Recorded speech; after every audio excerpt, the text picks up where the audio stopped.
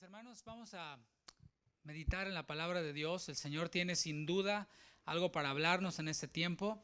Hemos estado adorando, alabando al Señor, presentando nuestras peticiones, pero no queremos dejar este tiempo sin que podamos meditar en la palabra de Dios. Y le voy a invitar a que abra su Biblia en Marcos capítulo 1, versículos 29 al 31. Marcos capítulo 1, versículos 29 al 31. Dice así, versículo 29. Al salir de la sinagoga, vinieron a casa de Simón y Andrés con Jacobo y Juan.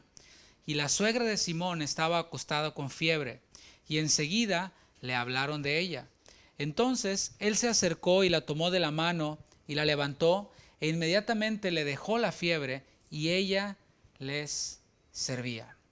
Mis hermanos, estamos enfrentando nosotros una crisis sanitaria, una crisis de salud a nivel mundial. Esto ya a nadie le cabe la menor duda. Es algo que ha estado afectando no solamente a un país, a una ciudad, sino a todo el mundo. Ha estado afectando esta crisis sanitaria. Se han estado tomando precauciones muy extremas para evitar que los hospitales se llenen de personas infectadas con este virus COVID-19, y por esto es que se han tomado estas medidas, las cuales pues tienen el propósito de que podamos todos ser guardados, ser de alguna manera protegidos de no infectarnos todos al mismo tiempo. Pero esta es una crisis sanitaria, una crisis de salud, y hay medidas que, como dije, se toman para que no se propague de manera masiva, para que no se propague de manera simultánea, pero la realidad es que a través de toda la historia el hombre ha necesitado de sanidad. ¿Esto por qué? Porque tenemos un cuerpo que se enferma.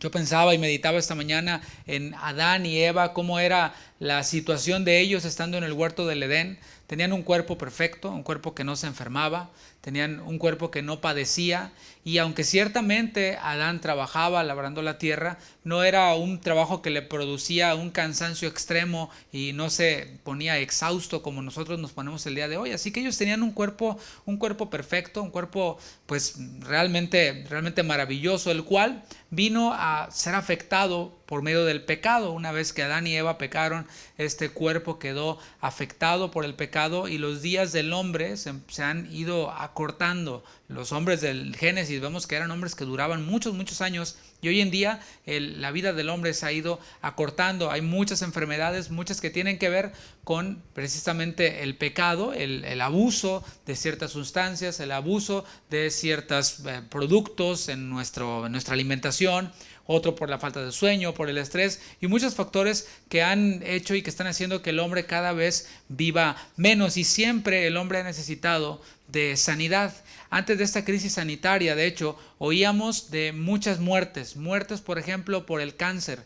El cáncer ha cobrado muchas vidas. El cáncer es una enfermedad realmente mortal en muchos de los casos, que por ejemplo, si es en el cerebro, si es en el estómago, y este tipo de enfermedades pues están llevando sin duda a las personas a la muerte, y esto ya era desde antes de que escucháramos acerca de este virus COVID-19.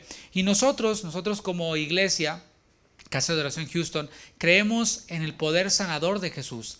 Creemos que el Señor Jesús sigue sanando hasta el día de hoy, que hasta hoy el Señor Jesús sigue sanando a las personas de cualquier enfermedad. Para Él no hay ninguna enfermedad imposible. ¿Por qué? Porque el Señor no ha cambiado. Él es omnipotente, es todopoderoso, y este poder sanador de Jesús continúa activo hasta el día de hoy, continúa hasta el día de hoy. Él, como dice Hebreos 13:8, no ha cambiado. El mismo poder que operó en el Nuevo Testamento es el poder que opera el día de hoy durante nuestros días, y el Señor sigue sanando de forma activa. ¿Por qué digo que el Señor sigue siendo todopoderoso? Bueno, lo vemos en la tierra. El Señor sigue sustentando la tierra como lo hacía antes, lo sigue haciendo hoy. La tierra no se ha caído de su órbita, ¿verdad que no? Y esto nos habla de que el Señor sigue sosteniendo la tierra, sigue obrando, sigue siendo poderoso, y nosotros nos resistimos a creer, como algunos creen, que el Señor ha dejado de hacer milagros el día de hoy. ¿Por qué? Porque el simple hecho también de que nosotros estemos vivos y estemos respirando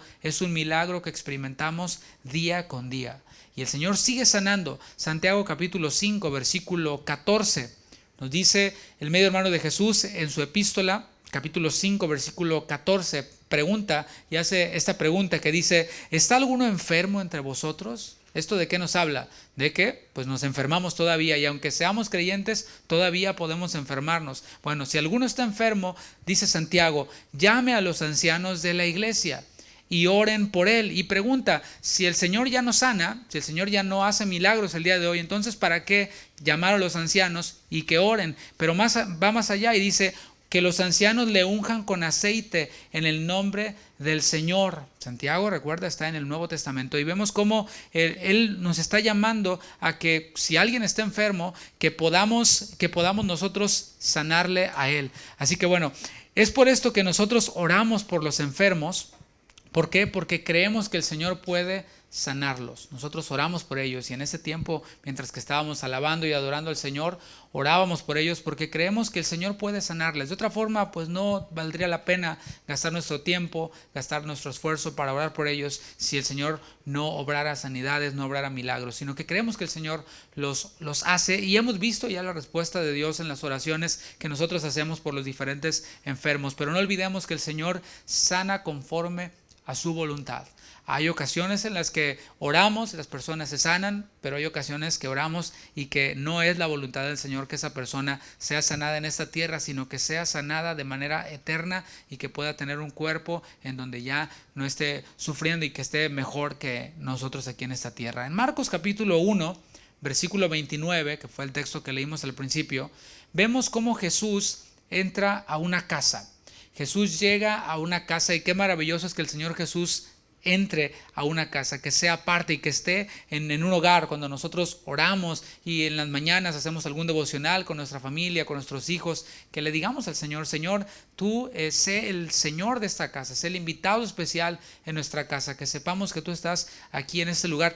Y Jesús llegó a esta casa de una familia en Capernaum, en donde hay un miembro enfermo. Un miembro de esta familia está enfermo, y lo vamos a ver más adelante, pero antes veamos por quiénes estaba formada esta familia en Capernaum a la que Jesús llegó a visitar. Esta familia estaba formada, número uno, por el apóstol Pedro. Estaba formada por la esposa de Pedro, y esto nos enseña que los ministros también tenemos esposa. La religión tradicional enseña de que el ministro debe de ser célibe, de que no debe casarse, de que no debe ser una familia.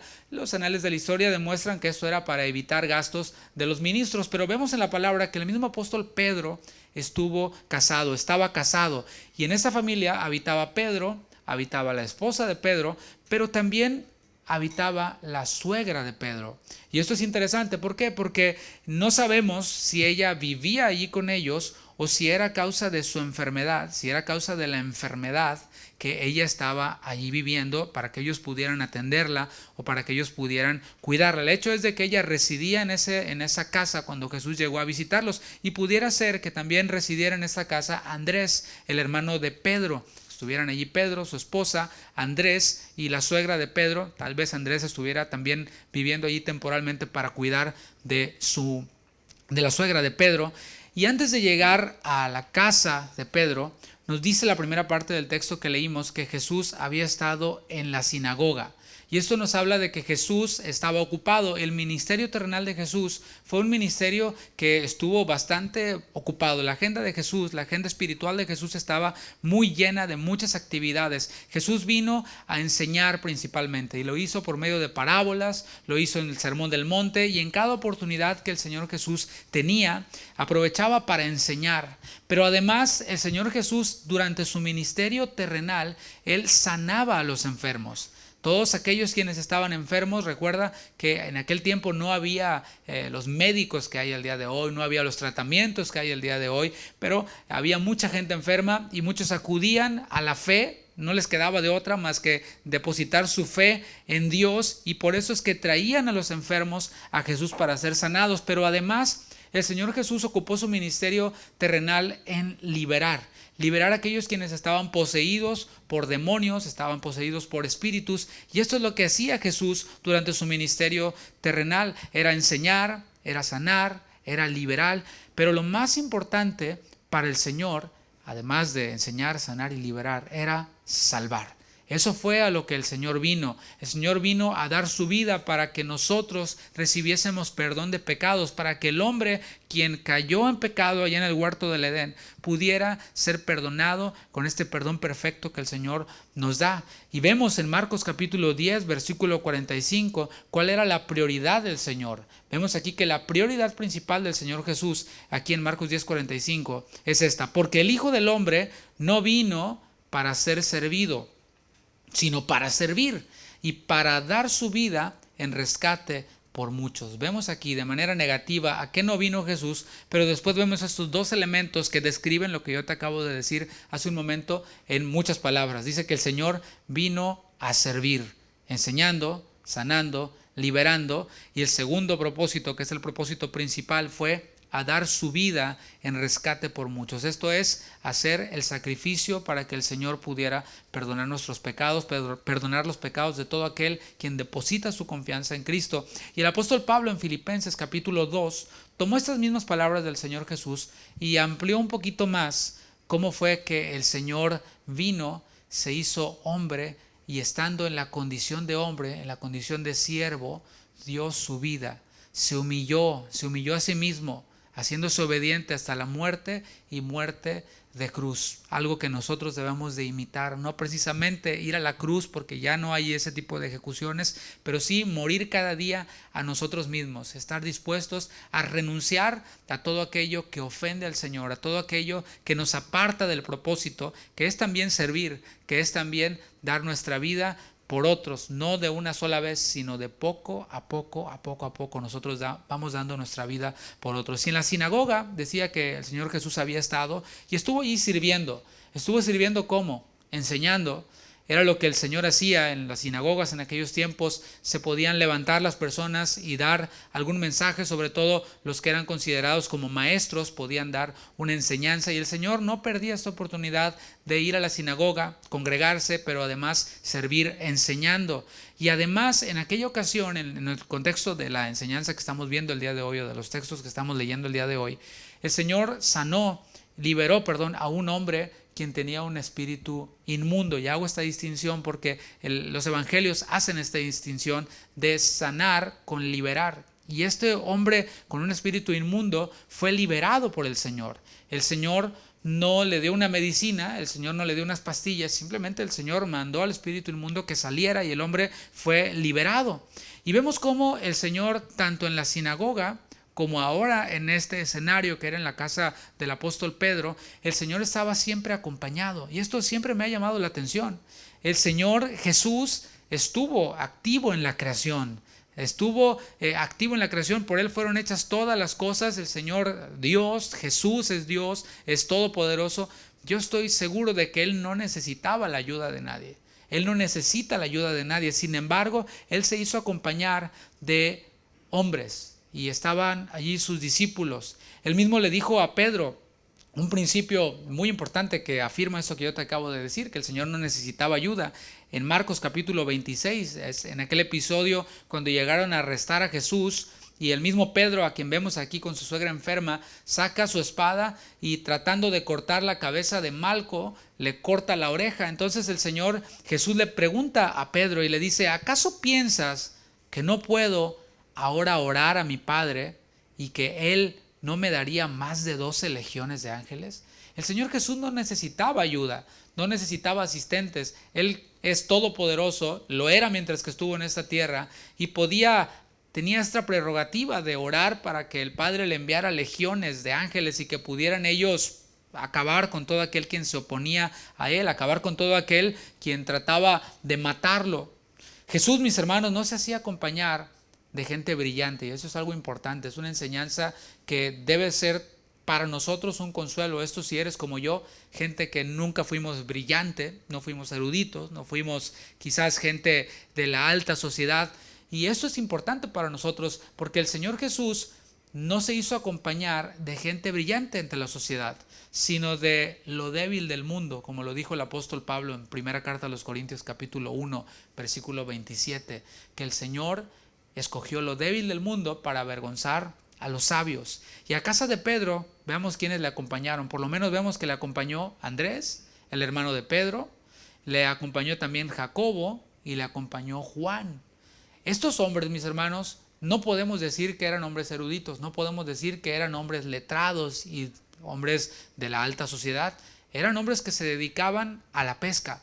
A la pesca era un trabajo común en aquel tiempo, así como el día de hoy aquí en Estados Unidos, en nuestro contexto, lo es la construcción o es la industria de los restaurantes. Ellos estaban en la industria de la pesca, eran pescadores que olían feo, que olían a playa, que olían a pescado. Esos eran aquellos quienes acompañaban a Jesús en su ministerio y en esta ocasión en la cual el Señor va a hacer un milagro. Y uno pudiera imaginar a los apóstoles como superhombres, así como lo vemos el día de hoy, ¿no? Es que es el apóstol, ¿no?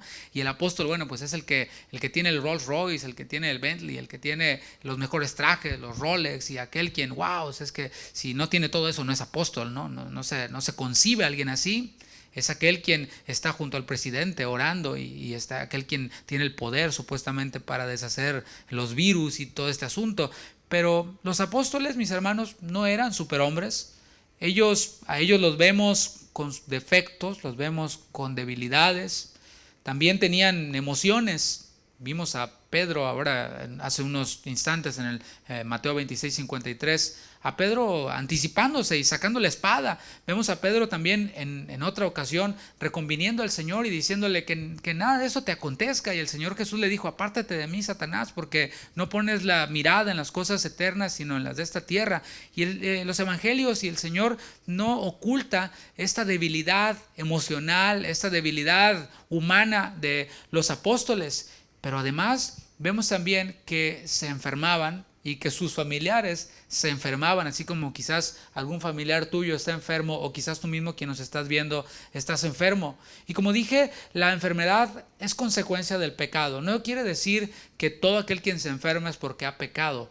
Estoy diciendo que a causa de aquellos, nuestros primeros padres, quienes pecaron, nuestro cuerpo ahora se enferma, y esto a toda la raza humana, aunque hay ciertos casos en los que el pecado pues es consecuencia, o la enfermedad, perdón, es consecuencia del pecado, pero eso es otro tema que está allí también. El caso de Pedro era este: su suegra estaba enferma, estaba, como dice el Evangelio, postrada en cama y estaba con fiebre.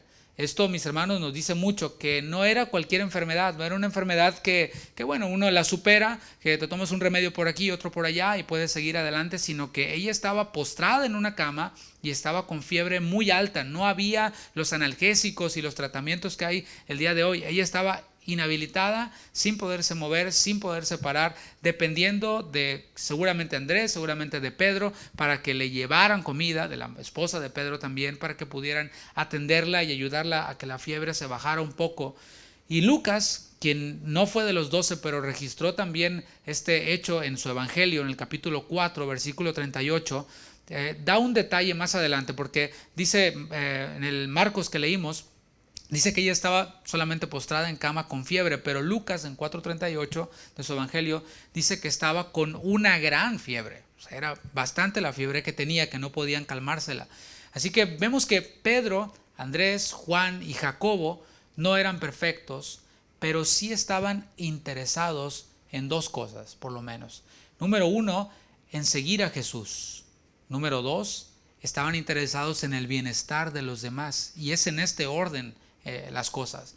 Número uno, en seguir a Jesús, y número dos, en estar interesados en el bienestar de los demás, porque hay quienes pues simplemente están interesados en el bienestar de los demás, en hacer algo por la comunidad, en hacer algo en algún lugar, un voluntariado, pero seguir a Jesús, eso no es muy como de su agrado o algo que les interese mucho. Pero cuando cobra sentido esto, es cuando estamos interesados primeramente en seguir a Jesús, en este discipulado, en esta semejanza con Cristo. Después viene, por consecuencia y con todo el sentido, el buscar el bienestar de los demás. Y vemos en el versículo 30 ahí de Marcos 1, dice: y la suegra de Simón estaba acostada con fiebre, y lo que continúa diciendo es: y enseguida le hablaron de ella.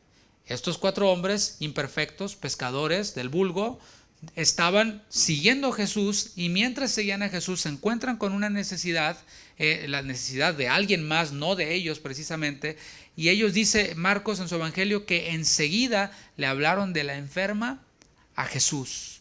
Lucas también nos da un detalle en el paralelo, en el capítulo 4, versículo 38 de su evangelio. Dice que le rogaron por ella. Le hablaron de ella y Lucas dice, le rogaron por ella. La suegra de Pedro, mis hermanos, estaba imposibilitada para poder ir a la sinagoga en donde estaba Jesús. Estaba imposibilitada para incluso salir del cuarto en donde estaba, del lugar en donde estaba con fiebre, y caminar por ella misma para llegar hasta donde estaba Jesús.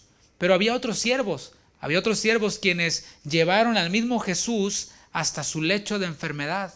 Y ahora vamos a ver el milagro. En el versículo 31 dice la primera parte, entonces él, refiriéndose a Jesús, se acercó. Lucas en su evangelio añade el detalle de que Jesús se acercó y se inclinó. Por eso es importante que revisemos los evangelios, cómo también narran el mismo suceso, porque nos dan detalles. Dice Marcos que Jesús se acercó, Lucas dice que se inclinó y la tomó de la mano y la levantó. E inmediatamente le dejó la fiebre. La sanidad aquí que podemos ver fue una sanidad instantánea. En otras ocasiones vemos cómo Jesús hizo milagros que eran creativos. Vimos cómo el Señor, o hemos visto en el Evangelio cómo el Señor Jesús sanó a un ciego, escupió en tierra, hizo lodo y puso ese lodo en sus ojos y fue sanado. Y vemos cómo en otras ocasiones el Señor hizo milagros de diferentes formas. En otras ocasiones el Señor habló, tuvo un diálogo con aquellos quienes estaban enfermos y necesitaban sanidad y les preguntó, ¿crees que yo pueda sanarte? Y así hubo este diálogo, pero aquí vemos una sanidad instantánea. ¿Esto qué nos enseña? Que no hay una fórmula mágica para que las personas puedan ser sanadas, que no hay ni siquiera un hombre quien pueda decir yo soy el único quien puede sanar. Dios puede usar a cualquier persona, a cualquier siervo, sin que sea el gran ungido. Puede ser un simple pescador, puede ser un simple empleado de la construcción, puede la persona no hacer absolutamente nada, sino orar, así como ellos. Simplemente le hablaron a Jesús de ella. Podemos nosotros hablarle a Jesús de nuestros enfermos y podemos también hacer otras cosas, pero el poderoso para sanar es el Señor Jesús. Jesús no dijo ninguna palabra. La suegra de Pedro tampoco dijo ninguna palabra, no hubo diálogo alguno, pero podemos ver aquí el poder sanador de Jesús solo con el contacto de su mano con la mano de la enferma. Jesús la levantó y la ayudó a pararse. En ese momento el milagro ocurrió. Dice el versículo 31 en la segunda parte, que es lo que nos interesa de todo esto. Dice, y ella les servía. El Señor le levantó, la fiebre desapareció y ella empezó a servir a aquellos quienes estaban en la casa, por supuesto a Jesús quien le había sanado. La pregunta aquí es, ¿qué hizo la suegra de Pedro con su sanidad?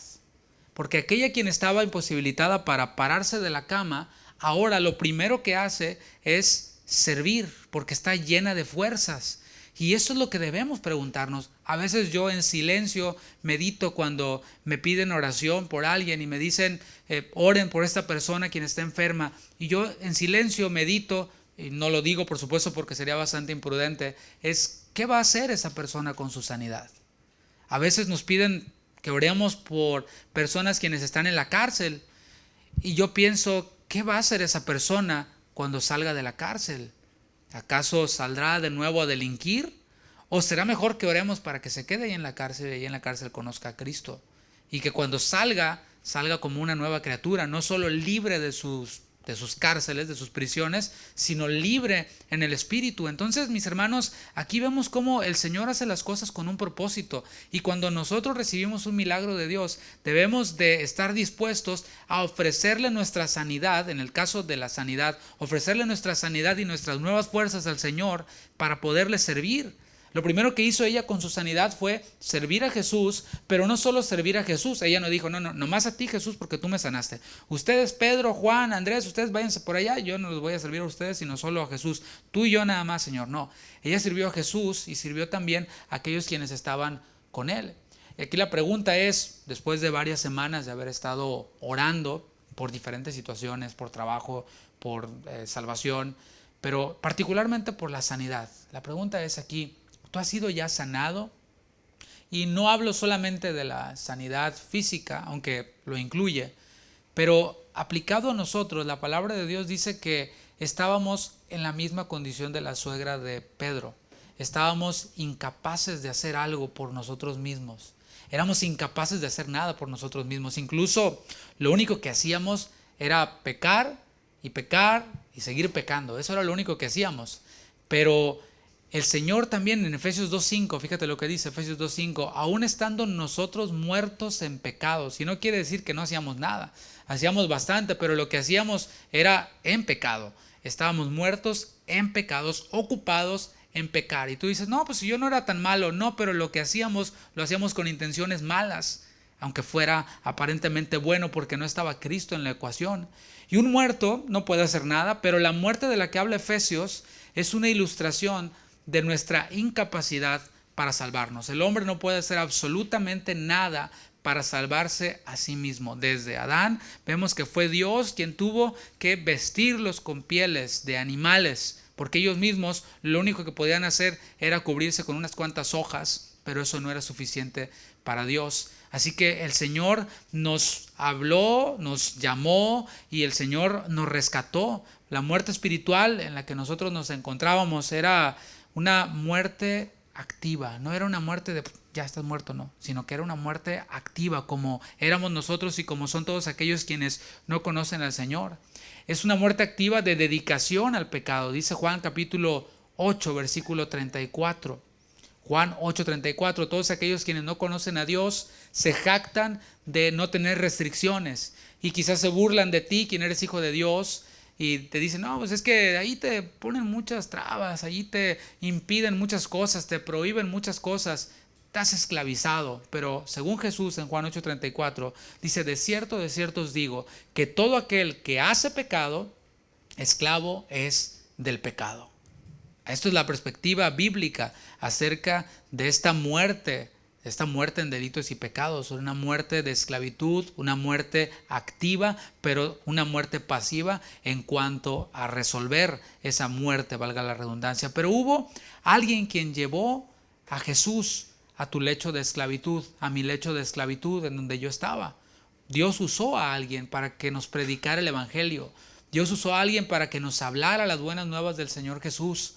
Dios usó a alguien quizás para invitarte simplemente a la iglesia, a un lugar en donde se predicó acerca de Jesús, en donde se predicó el Evangelio y fuimos llevados a Jesús de nuestro lecho de muerte, desde nuestro lecho de enfermedad llamada pecado, nos trajeron más bien al Señor y el Señor, estando frente a nosotros, se inclinó y nos levantó.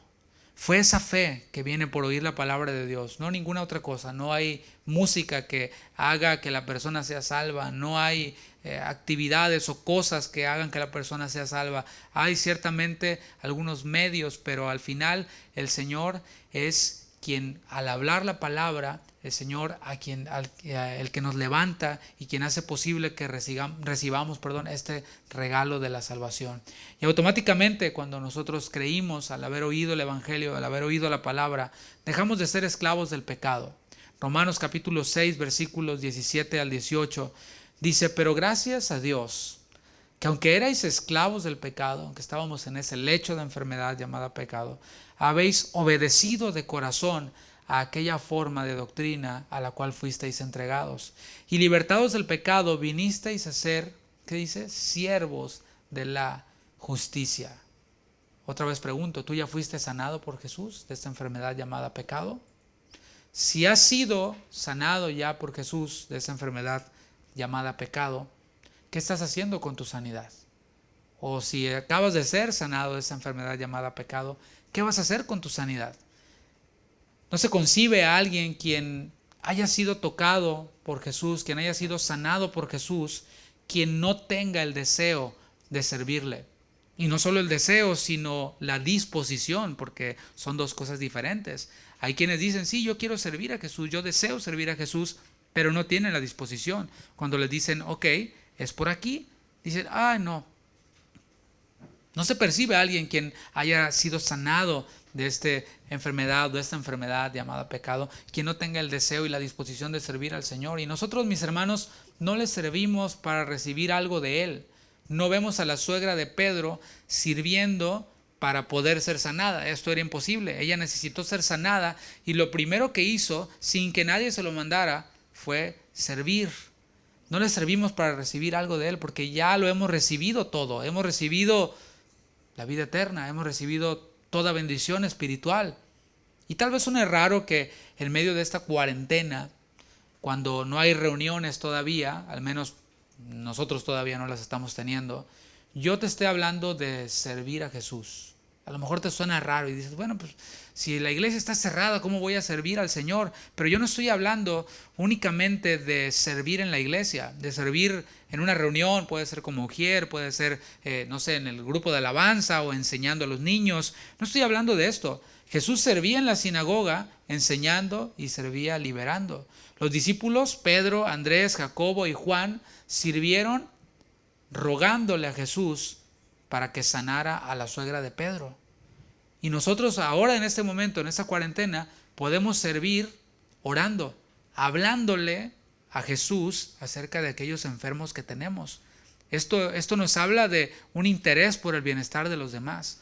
Nos interesa que otros sean sanados de esa enfermedad llamada pecado. Nos interesa que otros sean sanados de sus enfermedades físicas. Nos interesa que otros sean liberados. Nos interesa y así sucesivamente. Porque podemos incluso llegar a caer en un estado de egoísmo, de decir y de orar únicamente por nosotros, por nuestras peticiones. Señor, y es que yo, y mira lo que me hicieron, Señor, y esto, y esto. Eso es egoísmo y no refleja para nada el carácter de Cristo, quien vino a servir y no a ser servido. Podemos entonces servir en esta cuarentena cuando los templos están cerrados, orando por otros, interesándonos por el bienestar de los demás. Y en primer lugar, el primer lugar en donde nosotros servimos es en nuestra casa. Aquellos hombres quienes acompañaban a Jesús fueron a la casa de Pedro, pues yo creo que a descansar, porque habían estado sirviendo y vinieron a este lugar para poder descansar, para poder comer un poco, pero aún allí en la casa había necesidades y nosotros tenemos este primer lugar en donde podemos servir, que es en nuestra casa. La suegra de Pedro no tenía un micrófono, no tenía un teclado, no tenía un salterio, no tenía un instrumento musical. Ella tampoco tenía un libro, un plan de estudios para enseñar. Seguramente ella les estaba sirviendo, preparándoles comida, haciendo las tareas domésticas, porque pues la única mujer en casa estaba enferma, estaba en cama, así que ahí te encargo cómo estaba de tirado todo, ¿verdad? Porque los hombres como que estamos trabajando en eso, estamos mejorando en eso, ¿no? Y lo primero que ella hizo fue empezar a levantar, empezar a cocinar para atenderlos. Y así también nosotros en este tiempo de cuarentena, en este tiempo de lockdown, en este tiempo en donde las agendas están distintas, podemos comenzar a servir en nuestra casa, comenzar a servir a los nuestros. ¿Cómo? Según la palabra, amando a nuestras esposas. ¿Qué tal? Tenemos ahora una oportunidad para amar a nuestras esposas desde otra dimensión, desde otro ángulo, desde otra rutina. Si nosotros estamos trabajando, varón, si tú estás trabajando, estás saliendo a trabajar, cuando llegas a casa te encuentras no con la misma esposa, o sea, sí la misma persona, pero no con la misma circunstancia que tenía ella antes de que todo esto pasara. ¿Por qué? Porque ahora ella tiene a los niños en casa y tener a los niños en casa implica trabajo. Así que no podemos esperar y que las cosas sean como eran antes. Tenemos que nosotros amar a nuestras esposas, comprenderlas, ponernos en su lugar. Y quizás tú pienses, es que vengo cansado del trabajo. Sí, y ella ha estado todo el día ayudando a los niños con sus transmisiones o con sus videollamadas, ayudándolos con sus tareas, dándoles de comer y además de las labores que ya la casa implican. Entonces nosotros podemos, esposos, amar a nuestras esposas de esta manera, sirviéndolas, ciñéndonos como Jesús lo hizo con sus discípulos, lavando sus pies y lavando nosotros los pies de nuestra esposa, de nuestros hijos. Y eso es tan solo un ejemplo. Y tú dices, no, me gusta mejor la idea de predicar, ¿no? Me gusta mejor me espero y hago una audición para el grupo de alabanza. Aquí nosotros podemos servir en nuestra misma casa, en nuestro mismo hogar. Esposa, ¿cómo puedes servir en tu casa? Sujetándote a tu esposo. No estoy diciendo nada fuera de la palabra. Dice Efesios, maridos, amen a sus esposas como Cristo amó a la iglesia, como Cristo se entregó a sí mismo por ella. Esposas, sujétense a sus maridos. Así pueden ustedes servir al Señor en sus casas, sujetándose a sus esposos.